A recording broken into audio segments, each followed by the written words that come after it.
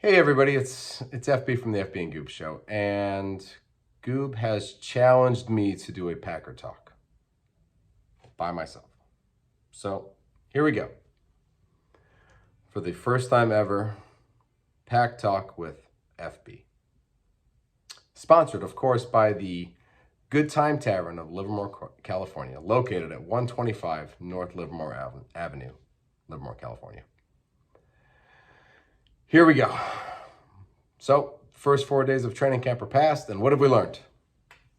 Jordan Love is God. He is the man. That's what I've learned. And that's what I believe. And with no more Aaron Rodgers, that's what we should believe, because we have no choice. And coming from a guy that hoped that Robbie Bosco or Ty Detmer or, I don't know, David Whitehurst could be the savior of the Green Bay Packers. And when Don Majkowski became the quarterback of the Green Bay Packers, life changed for me. And then we drafted Sterling Sharp. And wow, nothing could be better. And since my hero is Lynn Dickey, throwing to James Lofton and John Jefferson, you know, Don Majkowski was a pretty good upgrade. So to have Brett Favre and then to have Aaron Rodgers, everybody in the NFL better pray to God that Jordan Love sucks. That's it.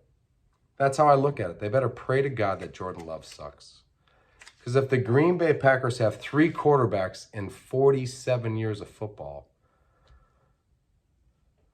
well, that's something to be said for the organization, the team, everything about it. So, with that being said, I mean, you all pray he doesn't become this great quarterback. Even a 32, there's 32 decent quarterbacks in the league. There's 20 decent quarterbacks in the league.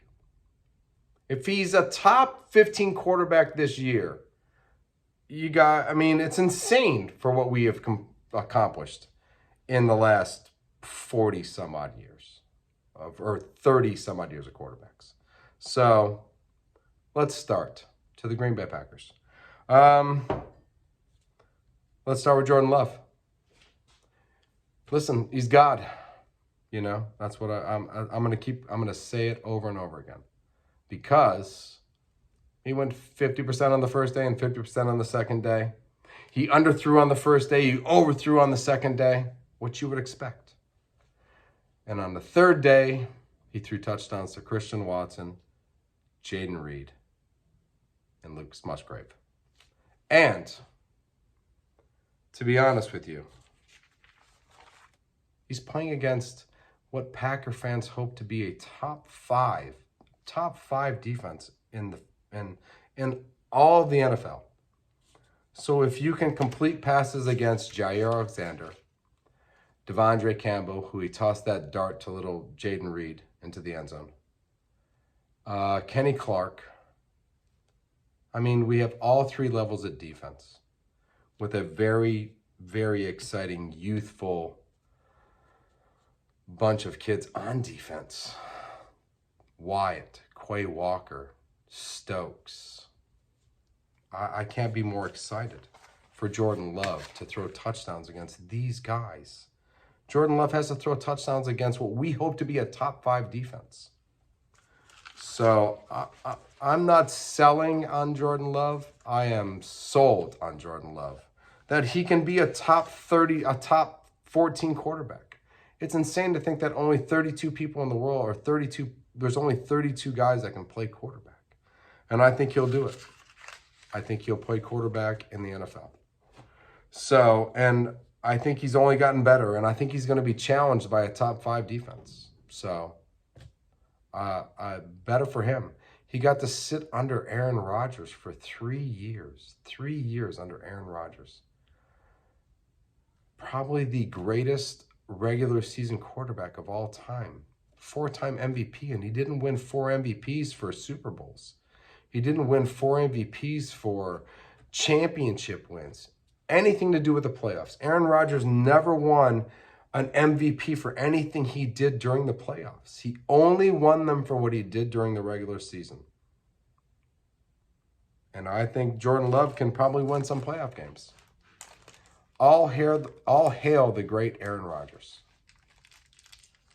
Am I ready for Jordan Love? Yes. I can't wait. So I'm excited for the first 3-4 days of Jordan Love. I'm very excited for Jayden Reed. And if any Packer fan is out there and they've seen anything on him or they watch anything about the Jayden Reed story, he's lost, went backwards in life, and kept going forwards in life. And I believe there's a possibility that it could have been a first or second round pick, and we stole him in the 3rd round. So he's probably going to be the #1 receiver on the team. I just got a feeling about this kid. There's something there. Christian Watson, he's going to be a great downfield receiver. Lots of talent, lots of athleticism. But do I think he is going to be the #1 receiver? No.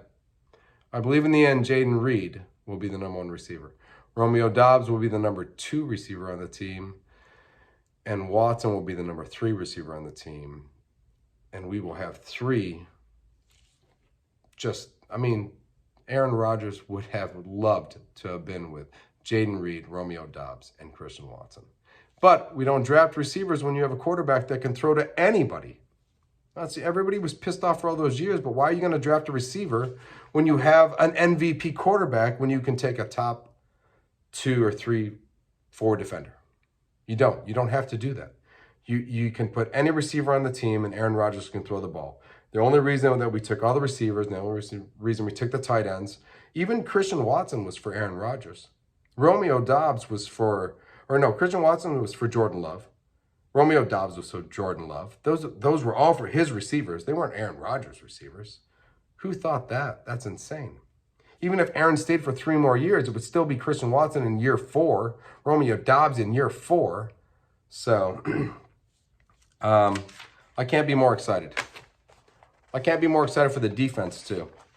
We have all 3 levels covered. All 3 levels covered. Kenny Clark, Devondre Campbell, and Jaire Alexander. And then we have the best linebacker on the team, Quay Walker, because this kid is going to be lights out.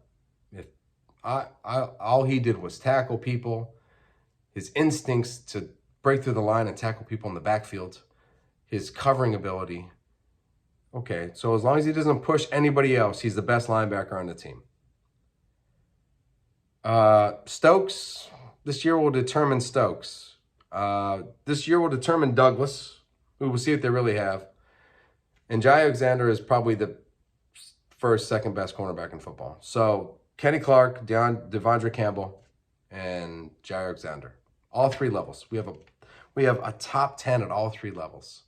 So shout out to Jordan Love for becoming better on day 3 and 4.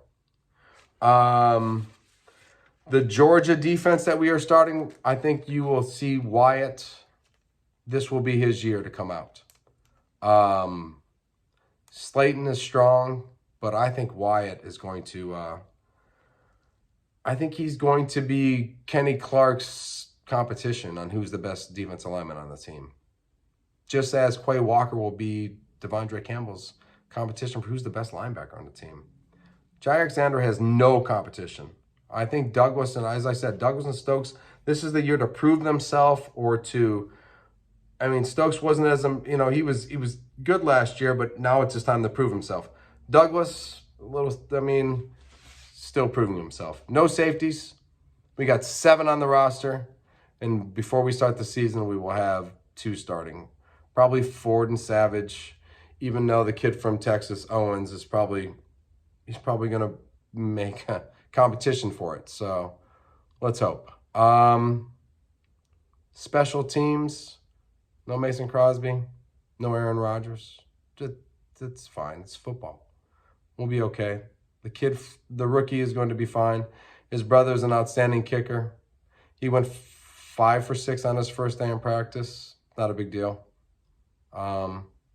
He's going to do fine. O'Donnell's going to continue to punt.